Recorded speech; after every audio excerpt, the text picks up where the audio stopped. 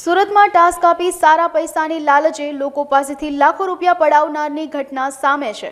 મળતી માહિતી મુજબ એક ફરિયાદીએ નોંધાવેલી ફરિયાદ અનુસાર 3 માર્ચથી 8 માર્ચ 2024 દરમિયાન સાઇસ્તા નામના વ્યક્તિએ તેમની સાથે સોશિયલ મીડિયાના માધ્યમથી વાત કરી હતી। ત્યારબાદ ફરિયાદીને પાર્ટ ટાઈમ જોબ આપવાની લાલચ આપી હતી। હોટલમાં રેટિંગ વધારવા માટે અલગ અલગ હોટલમાં રૂમ બુક કરવાનો ટાસ્ક આપવામાં આવ્યો હતો, જેમાં એક ટાસ્કમાં 25 રૂમ બુકિંગ કરવાથી 1000 રૂપિયાથી લઈને 5600નું કમિશન આપવાની લાલચ અપાઈ હતી।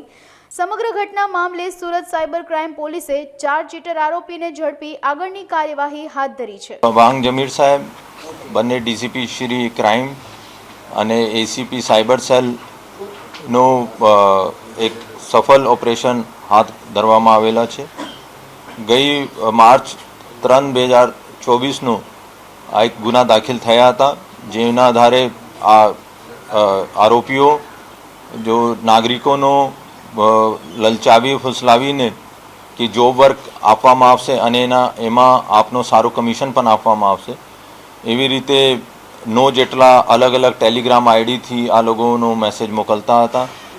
અને જ્યારે ઓફેન્સને ડીપમાં જઈ તપાસ કરવામાં આવી તો મુખ્ય આરોપી નરસિંહભાઈ જીવાની જો 34/2023 યાની કે 2023માં પણ એવા ટાઈપનો સાયબર ક્રાઇમમાં પકડાઈ ચૂક્યા છે। અને એના સાથે સાથે 3 જેટલા બીજા આરોપીઓ જો અકાઉન્ટ્સને હેરાફેરી પૈસાનો કરવા માટેની મદદ કરતા હતા।